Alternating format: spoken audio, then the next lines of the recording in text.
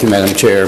Good afternoon. I want to thank Julio and the organizing committee for placing hepatitis C on the agenda and having this particular session that really expands the discussion of treatment as prevention to other disease states. In contrast to the other presentations that's gone before, I want to look at treatment as prevention for hepatitis C virus infection in its own right, rather than in the context of co-infection only. Because we've entered a really special time for public health and the prevention of hepatitis C transmission and disease with a licensure of safe all-oral regimens for hepatitis C, which really opens up a lot of prevention opportunities that frankly weren't there before. And just to hit my communication points right up front, I think for us in the United States to really seize this opportunity of this test and cure era for hepatitis C, we really have to look at a variety of different elements which have been touched upon in many ways in the discussions about HIV and treatment as prevention. Timely and complete surveillance is needed to detect where the transmissions are occurring in the populations that you want to target. Policies to guide an HCV test and treat agenda. A quality care continuum beginning with diagnosis through management, staging, treatment, initiation, and completion. Identifying key populations. In the case of HCV, that's corrections is one most notable. And then prevention research so that you have evidence that you can bring together with your surveillance data to guide all of these activities. Now, for hepatitis C, we have about 170 million persons around the world living with hepatitis C. In contrast to HIV, it's very much a blood-borne infection, with sexual transmission being fairly rare, except in one exception, which I'll get to. With injection drug users in almost every corner of the globe having a high prevalence for this infection, and including developed countries, with incidence occurring being quite high in the first few years after the initiation of injection. But the most common mode of transmission globally is unsafe injections in healthcare settings. Many cultures prefer injectable medications to oral medications, contributing to multiple injections per individual. And even in developed countries such as the United States, the force of infection of people cycling through healthcare settings where there's poor infection control, transmission occurs. And of course, with injection drug use, you do have a chance of reinfection, either after viral clearance occurs spontaneously, which is the case in about 30% of individuals, or after a viral clearance from therapy. Sexual transmission, as I mentioned, is uncommon, except among HIV-positive men who have sex with men, where there's been a rising incidence related to sexual transmission noted in multiple cohorts. So that is an area that one needs to be mindful of when thinking about treatment as prevention. Now, in the United States, we have about 3 million persons living with hepatitis C. The incidence was highest before the virus was discovered in 1989. And that population, given that about 70% of people remain chronically infected, were infected as young people either through drug use practices or in nosocomial transmission settings.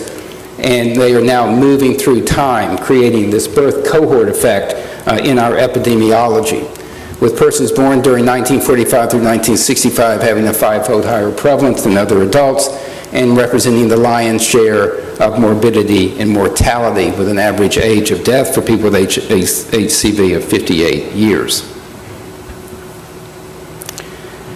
Now, as I mentioned, we have had a progressive improvement in therapies that clear the virus and represent a viral cure. And studies have shown that with viral clearance, you have about a 70% decrease in the risk of liver cancer in a person who had previously been infected with HCV, 50% decrease in mortality. We've just broken through in late 2013 with the licensure of new agents which have created all oral regimens that increased chances of viral clearance, shortened duration of therapy, improved tolerability and safety. Now, multiple models have shown that theoretically, that if you treat persons who have high risk of transmission to others, such as injection drug users, you will reduce their prevalence, representing a decrease in incidence. And this is one example, studies in 3 cities, including here in Vancouver, showing that as you scale up treatment, you'll have a bigger decrease in prevalence, and that's based on how early you create that intervention. The lower the prevalence, the bigger the impact. So we have a theoretical construct that treatment as prevention can work to interrupt transmission. So what is needed for the U.S. to successfully adopt and implement HCV treatment as prevention strategies? Well, I think number one, we need timely and complete surveillance. In 2011, we had about 17,000 cases of acute or new HCV infection reported. That was an incidence increase of 44% compared to earlier years, with the states shaded in red having those increases. And you can see it's over 25 states, or more than half the country, is experiencing an increase in HCV incidence, particularly in rural parts of those states, associated with an epidemic of the use of oral narcotics, prescription narcotics, and then that progressing to injection of those narcotics or of heroin. That said, we know that we are only identifying a very small fraction of the true number of acute infections. The 17,000 is an estimate based on that underreporting, and that none of these data are used for any type of prevention activity. The other thing we'd like to do is understand better HCV transmission, particularly in these areas where incidence is on the rise. This is a very interesting paper, in my opinion, from Jennifer Havens at the University of Kentucky, looking at Appalachia, a very socioeconomically depressed part of the country, where she was following HCV-positive persons identified in red and HCV-negative persons identified in blue, and then tracking seroconversion to look and understand these social networks. To look at sharing practices, which can be an intervention for primary prevention, but I think can also be used as a construct to intervene with therapy and viral clearance. We also need policies for HCV testing and treatment. We have updated those in the U.S. With HCV testing is recommended for the birth cohort by risk, including injection drug use for persons in incarcerated settings. It's now covered by insurance, so there's no cost to the patient, which is a big improvement.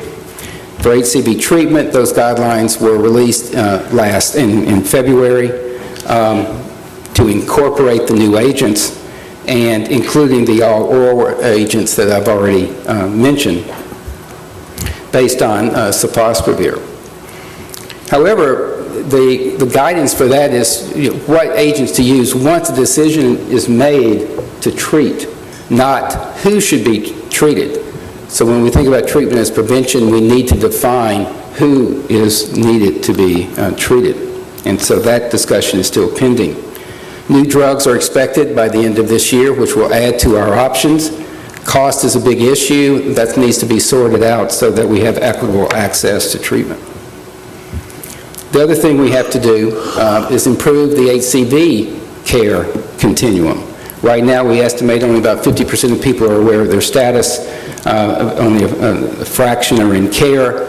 A small proportion have had the testing done to document their viremic status. Only about 11% have been treated. 6% have achieved a sustained virologic response or viral clearance. We have attempted to provide some resources, albeit limited, to test persons who are at risk through injection drug use and link them to care. This is a study that's ongoing, showing that of about 10,000 persons tested to date, about 21% were HCV antibody positive. Only 50%, however, had the test to document whether they were still currently infected. the percent referred of those who were viremic is quite high, but as you can see, a minority actually attended that appointment. So we're either going to have to make treatment available at that point of diagnosis or do a better job of patient navigation and linkage to care. We also have to focus on key populations, and I think in the U.S. that's correctional facilities. 375,000 persons, it's estimated, are in prison who are HCV infected. Studies have shown that that contributes to transmission within the facility and after that person is released into the community. Systematic screening has been shown to identify acute infections of people entering the system, representing imported infections that could be a source of transmission. But we do also know that treatment outcomes are similar in correctional settings in comparison to the community. So despite all of those items, only a fraction of state prison systems make available any type of systemic HCV antibody screening. So what are our priorities moving forward to advance HCV treatment as prevention? Number one, we're seeking some innovative ways to improve surveillance. One of those is recognizing the consolidation of commercial laboratory testing into a few big players. And we're working with two of those large organizations to actually get all of the HCV test data, both positive and negatives, directly sent to CDC, and that represents about 25% of all testing. This just began in the last couple of months, but hopefully this will help this be much more of a responsive data set than we currently have. We also have two prevention announcements on the street, one directed toward improving prevention and linkage to care services for these non-urban young persons who are injecting drugs. It's targeted to 18 to 30-year-olds. It does include HCV treatment, but more in the context of how do you bring together these prevention services, harm reductions, et cetera, with therapy rather than any type of actual study. We've also announced a community-based program to test and cure hepatitis C, bringing together coalitions of public health, academic medical specialists with expertise in HCV management, and primary care providers, with hard targets of increasing the number of people diagnosed with HCV, placed on treatment, and cured of their infection. Looking forward, we really would like to do some field studies. I showed you just one example of modeling, and we need to do more than that. First of all, those models are for situations outside of the U.S., and I think we're going to have to develop a treatment as prevention model for the country to really engage the proper stakeholders. Thereafter, we need to do field studies to really see what are the best strategies. In a community, do you treat a drug user just as they are identified, or do you do a more thoughtful, identify the primary, and then through response-driven sampling and location, through contact tracing, identify those contacts, lowering the risk of reinfection, interrupting transmission networks of the type I showed you earlier.